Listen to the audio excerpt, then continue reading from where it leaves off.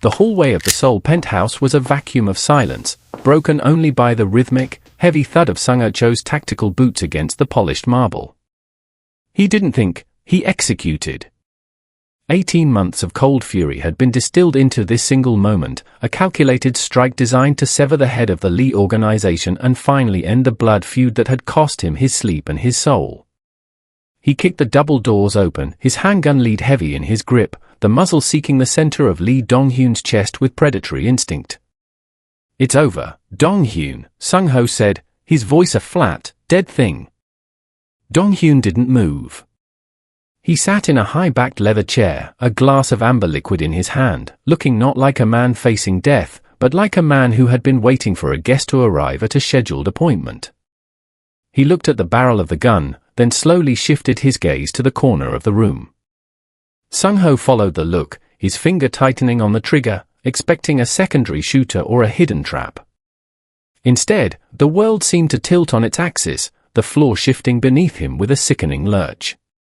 Tucked away in a velvet armchair was a woman. She was black, her skin a rich contrast to the stark, modern grey of the room, but it was her silhouette that stopped Sung-Cho's heart.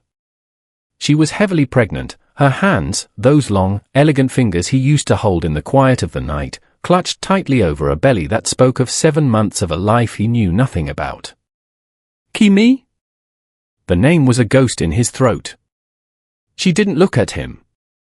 She was turned away, her face etched with a particular version of terrified, a controlled, intense agony that made her look both younger and older than the day he had forced her to sign the divorce papers. She was trembling, a fine, rhythmic shudder that he could feel from across the room. "You said she'd be safe, Sung-Ho," Dong-hyun said, his voice smooth and poisoned with satisfaction. "You pushed her away to keep her out of the line of fire. Did you really think I wouldn't find the one thing you actually cared about?" Sung-Ho couldn't breathe.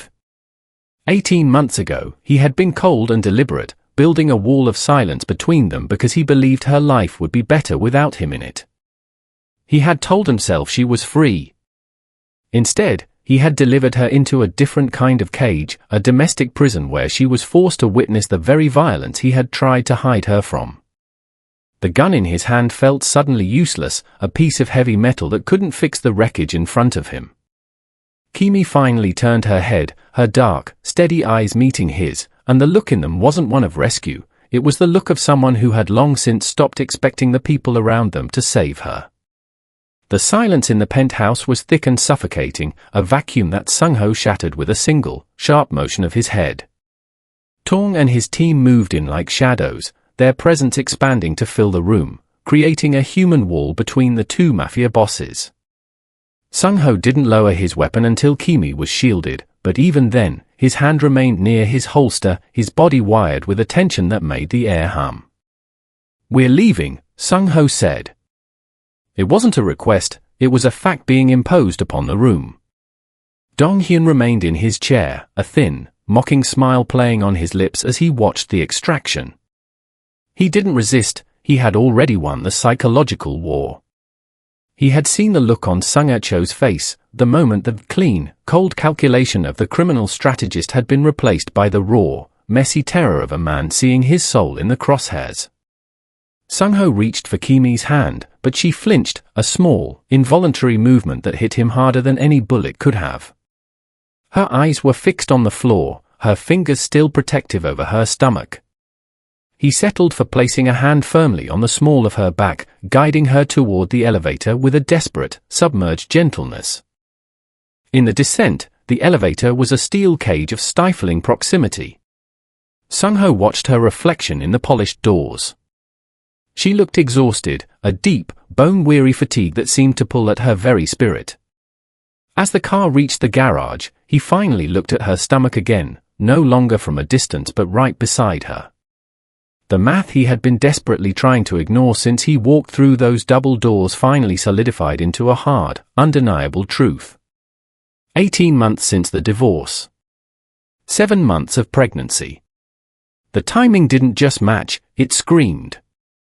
The illusion of privacy he had built around his life, the idea that he could move through the world as a ghost, unattached and unreachable, vaporized in the fluorescent light of the parking deck, Aisha, Kemi, he corrected himself, his voice cracking slightly as he used her name for the first time in nearly 2 years.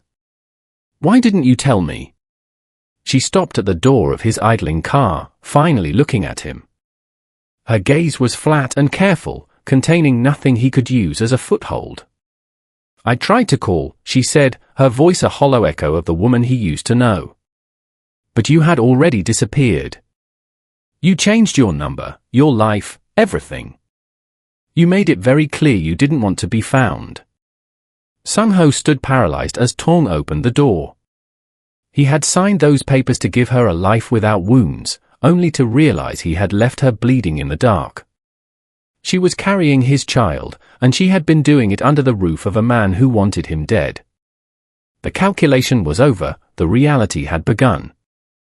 The rain began to streak the windows of the moving car, blurring the neon lights of Seoul into jagged smears of color. Inside the reinforced cabin, the silence was a living thing, heavy and suffocating. Sung-ho sat as far from Kemi as the leather bench allowed, his hands clamped onto his knees to keep them from shaking.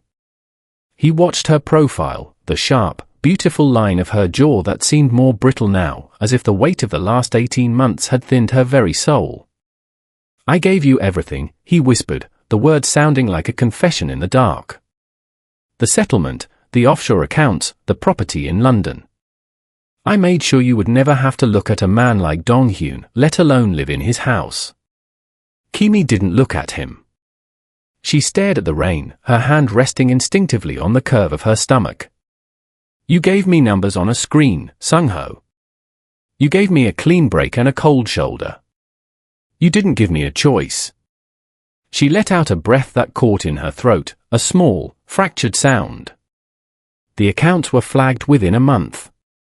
Your mother's lawyers tied up the London deed in probate before I even landed.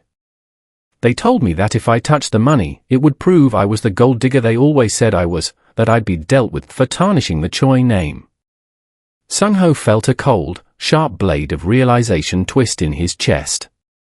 He had built a fortress of paper and ink, believing his signature was enough to command the world to leave her alone.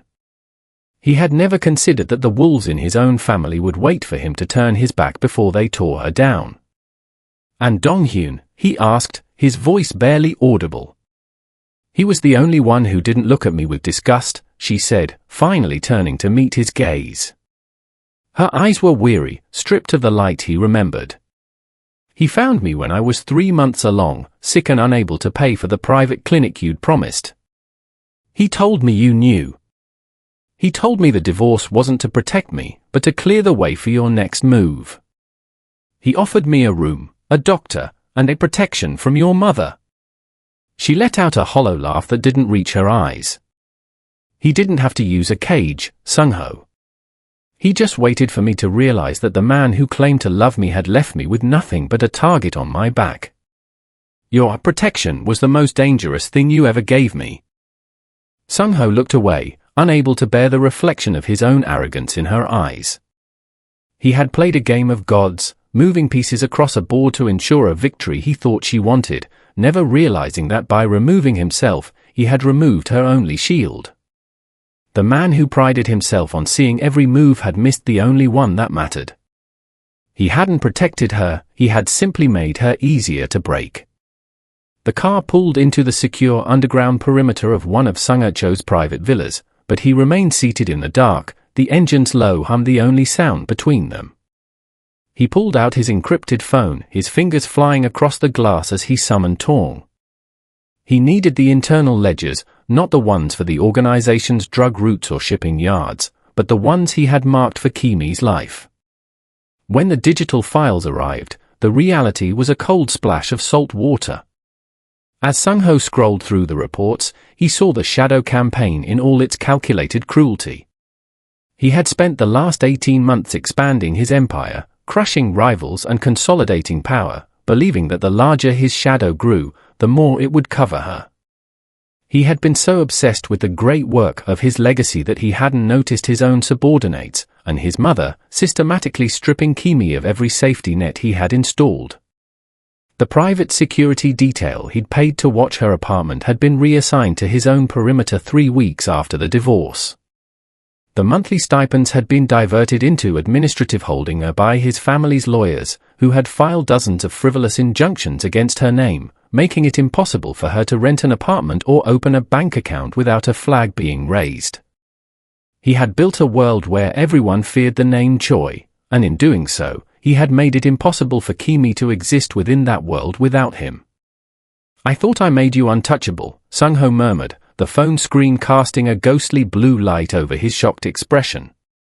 Kemi leaned her head back against the leather, her eyes closed. "You made me a ghost, Sung-ho. People didn't help me because they were afraid of you. They didn't hire me because they didn't want the drama of a mafia boss's ex-wife in their office. And when the money stopped, I couldn't even go to a shelter because your mother's people told them I was a security risk." She opened her eyes, and the exhaustion there was a physical weight. Dong-hyun didn't have to break down any doors. He just waited until the world you built squeezed me until I had nothing left. He offered me a seat when you had taken away all the chairs. Sung-ho looked at the woman beside him, realizing that his pursuit of a clean empire had been the very thing that left her in the dirt. He had been so busy fighting enemies at the front gate that he hadn't seen the walls of her life crumbling behind him. He wasn't just her ex-husband, he was the architect of the vacuum that Lee Dong-hyun had so easily filled. The empire he was so proud of was a hollow shell if it couldn't protect the only person who had ever loved the man beneath the suit. The villa was a fortress of glass and limestone perched on the edge of the city, a place designed to be invisible to the world. Inside, the air was climate-controlled and smelled faintly of expensive cedar, a stark contrast to the stagnant, recycled oxygen of Dong-hyun's penthouse. Sung-ho stood in the center of the expansive living room, his tactical jacket finally discarded, watching as Kemi moved slowly through the space. She didn't look at the original art on the walls or the custom Italian furniture, she looked at the reinforced windows and the discreetly placed panic buttons near the door. "This is the most secure property I own," Sung-ho said, his voice echoing slightly in the sterile quiet. "My best men are on the perimeter. The kitchen is stocked, and a private physician will be here in an hour. You're safe now, Kemi." He reached out to touch her shoulder, a gesture meant to provide the comfort he had denied her for 18 months, but she stepped back. The distance she created wasn't just physical, it was a cold, iron boundary. "Safe," she repeated, the word sounding bitter. "Is that what we're calling it? You've moved me from one man's cage to another. The decor is better, Sung-ho, but the locks are still yours. It's not a cage. It's protection," he countered, the old habit of command sharpening his tone. "After what I found tonight, you cannot seriously tell me you'd prefer to be back there." Kemi turned to him, her hands resting on the life growing inside her. "I'd prefer to be in the life I was building before your shadow swallowed it. I don't want your villa, and I don't want your private doctors paid with blood money. This isn't a reunion, Sung-ho. It's an extraction of an asset you lost track of." She walked toward the window, looking out at the lights of Seoul. "You think you can just drop a set of keys and a bank balance on the table and erase the last year? You think charity equals atonement. But I don't need a boss, and I don't need a savior. If you want to be in this room, if you want to be in this child's life, you don't get to buy your way in." Sung-ho felt the sting of her words, a deeper wound than any rival had ever managed. He was a man who understood transactions, who knew how to settle debts with interest. But as he looked at her, exhausted, guarded, and fiercely independent despite her vulnerability, he realized his empire was useless here.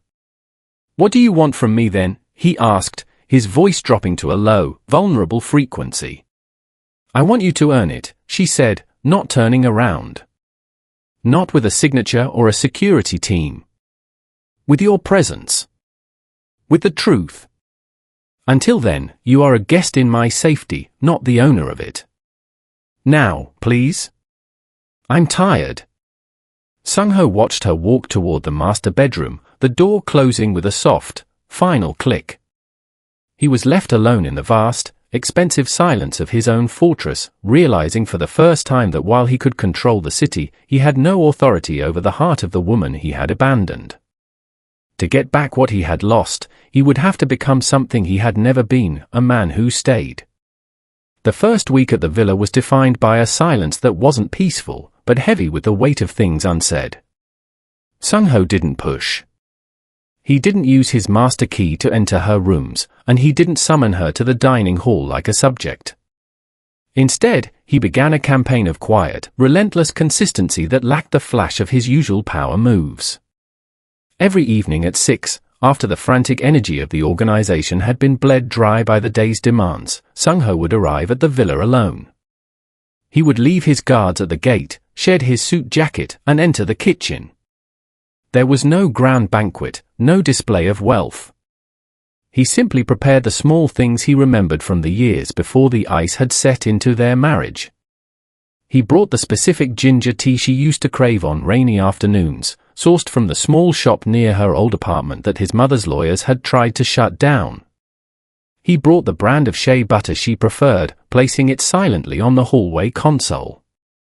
One evening, he brought a box of the honey-drizzle pastries from the bakery where they had their first date, a place he hadn't thought of in a decade. He would knock softly on her door, leave the tray, and sit in the armchair in the living room, waiting.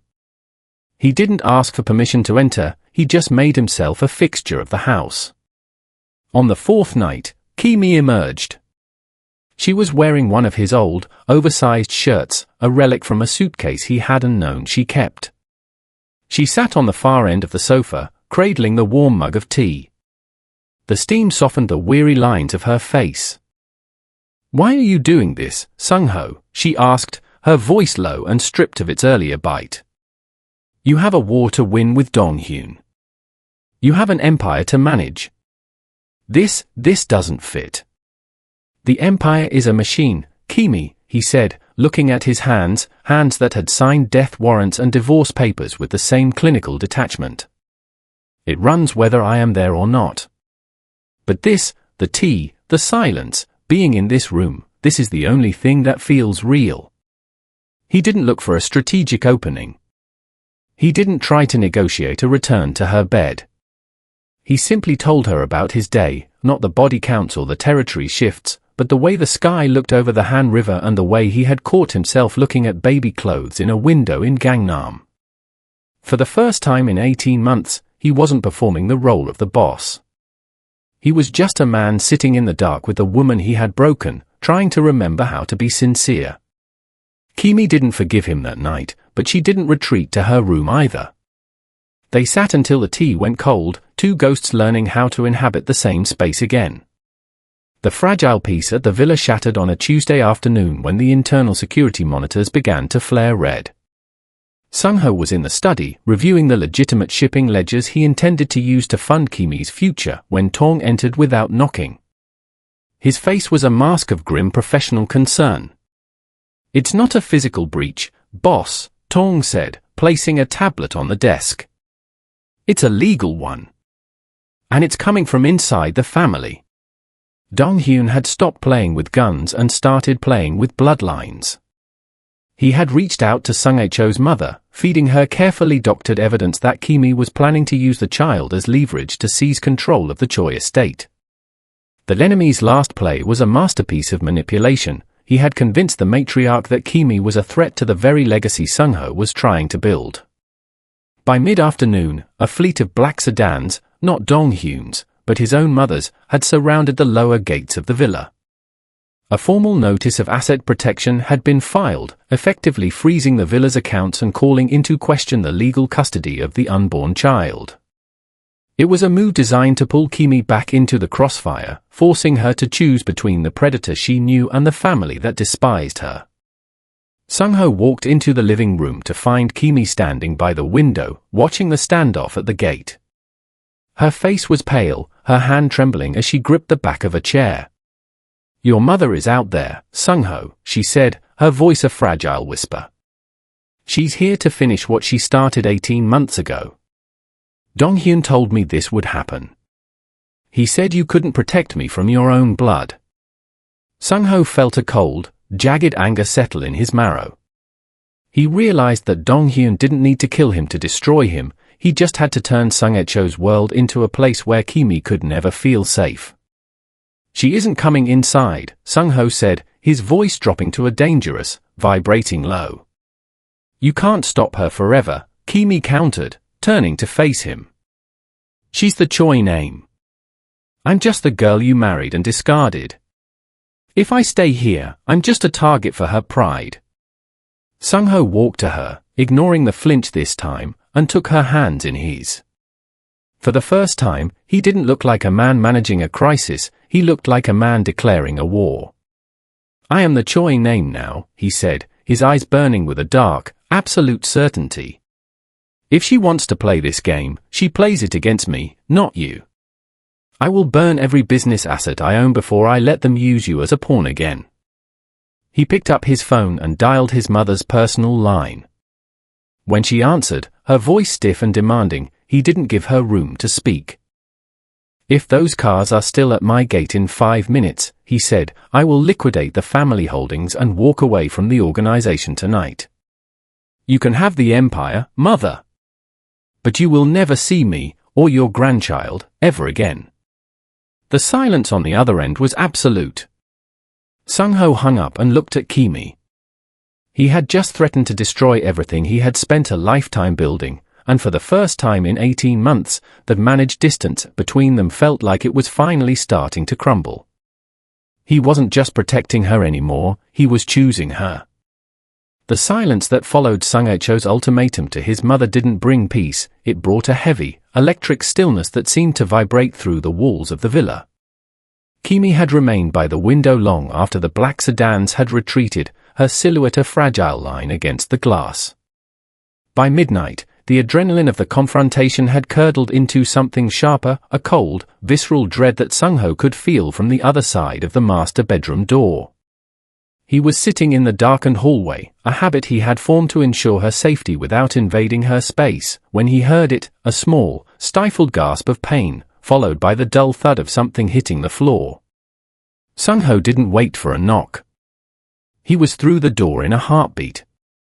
Kemi was on her knees by the bed, her face grey in the moonlight, her hands clawing at her stomach. She wasn't screaming, she was breathing in shallow, jagged hitches that sounded like glass breaking. "Kemi, look at me," Sung-ho commanded, dropping beside her, his large hands hovering over her, afraid to touch and afraid to let go. "The pressure!" She managed to whisper, her eyes wide and clouded with a terror he hadn't seen even when Dong-hyun had pointed a gun at her. "It's too early, Sung-ho. It's too early." For the first time in his life, the calculated boss vanished. There was no strategic maneuver for a placental abruption brought on by extreme stress. There was no rival to intimidate into making the pain stop.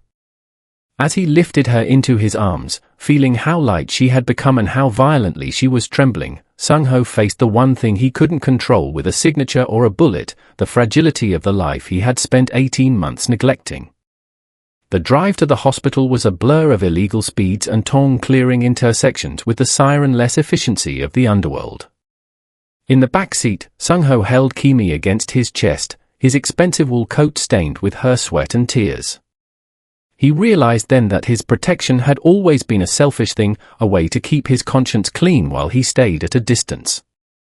But holding her now, feeling the frantic pulse of his child against his own racing heart, he realized that true protection was this, the terrifying, uncalculated vulnerability of being present when everything falls apart. As the gurney whisked her away through the sterile, blindingly white corridors of the emergency wing, a nurse blocked his path. Sung-ho stood in the middle of the hallway, a man who ruled a city, looking suddenly small and powerless. He looked at his hands, realizing they were empty. He couldn't buy this outcome. He couldn't command the biology of the woman he loved to hold on. He sat in the plastic waiting room chair, the weight of his empire pressing down on him like lead, and for the first time, he didn't pray for a victory. He just prayed for a chance to be a husband again. The antiseptic smell of the hospital was a sharp, clinical reminder of all the things money couldn't buy. Sung-ho sat in the dim light of the recovery room, the rhythmic hiss of the monitor the only sound bridging the gap between them. Kemi lay pale against the white linens, her hand finally still, the crisis averted but the exhaustion etched deep into the shadows beneath her eyes. The doctors had called it a warning, a physical manifestation of a heart pushed too far by a world that refused to let her breathe. Sung-ho didn't stay in the doorway this time. He didn't stand by the window like a sentry guarding a perimeter. He moved a chair close to the bed, his large frame hunched, his head bowed. When she finally opened her eyes, he didn't offer a calculated update on her vitals or a promise of a new security detail. "I was terrified," he said, the words coming out raw and unpolished. Kemi looked at him, her gaze slow and questioning. "The great choice, Sung-ho? Afraid of what?" "Of the silence," he admitted, looking at his hands. "I've spent 18 months convinced that if I just built the walls high enough, if I stayed far enough away, you'd be safe. I told myself my absence was a gift. But sitting in that waiting room, I realized that I wasn't protecting you. I was running. I was hiding from the fact that if anything happened to you, I wouldn't know how to exist in the world I built." He reached out, his fingers hesitating before finally covering hers. For the first time, she didn't pull away. "I'm done making decisions for you in the dark," he whispered, his voice vibrating with a sincerity that was honest and unperformed. "No more managed distance. No more disappearing because I'm afraid my world will stain yours. It already has. And I spent so much time trying to be the man who rules this city that I forgot how to be the man who deserves to sit in this room." Kemi's fingers curled slightly around his, a fragile but deliberate anchor. "You can't just turn it off, Sung-ho. The organization, the enemies, they don't go away because you've had a change of heart." "I know," he said, meeting her eyes with a direct, steady gaze that had nothing hidden behind it. "But I'm not going back to the way it was. I'd rather lose the empire than lose this. I'm staying. No matter how loud the world gets, I'm staying right here." In the quiet of the ward, the calculated boss was gone. In his place was a man who had finally realized that the strongest thing he could do wasn't to build a wall, but to tear one down. He didn't know what tomorrow looked like, but for the first time in 18 months, he wasn't looking at the exit. He was looking at her. The morning light in April was soft, filtering through the windows of the villa and catching the quiet movement of the curtains. In the center of the room, Kemi sat in the armchair, her expression one of weary but absolute peace as she held their daughter. The baby was small, a perfect fusion of their worlds, sleeping with a quiet gravity that seemed to anchor the entire house. Sung-ho stood by the door, watching them. He no longer wore the tailored armor of his black suits. He was dressed in a simple sweater, his sleeves pushed up, his presence devoid of the cold authority that used to make city blocks go silent. He had spent the last 3 months dismantling the life he thought he needed. He had delegated the organization's operations to Tong and shifted the family's assets into transparent, legitimate holdings that his mother could no longer manipulate. He had traded an empire for the right to be in this room. He walked over and knelt beside the chair, looking at the child who held his name and his future. He didn't reach for a contract or a strategic settlement. Instead, he pulled a small, velvet box from his pocket and placed it on the arm of the chair. "I spent years believing that loving you meant keeping you at a distance," he said, his voice low and steady, stripped of any managed performance. "I thought if I didn't let you see the dirt on my hands, you wouldn't be stained by it. But all I did was leave you to face the dark alone." Kemi looked at the ring, then at him. Her gaze was as it had always been, direct, clear-eyed, and certain. "No more walls, Sung-ho," she whispered. "No more walls," he promised. "No decisions made in the dark, and no disappearing when things get loud. I'm choosing this. I'm choosing you and her over the hierarchy and the pride. I want to build something real, something that doesn't require a security detail to survive." He took her hand, his thumb tracing the knuckles he had once let go of. "Will you marry me again, Kemi? Not as a way to fix the past, but as a vow for a life where I actually stay. Kemi looked at their daughter, then back at the man who had finally learned that power wasn't found in control, but in presence. She didn't need a grand gesture or a kingdom, she just needed the truth. Yes, she said, her voice a soft, unbreakable anchor in the quiet room. Outside, the city of Seoul continued its frantic pace, but inside the villa, the air was still and clean. Sung-ho leaned in, resting his forehead against hers, closing the final inch of the distance he had spent 18 months creating. The calculated boss was gone, replaced by a man who finally understood that the only empire worth ruling was the one found in the steady, honest gaze of the woman he loved. For the first time, there was nothing hidden, no managed distance, just this.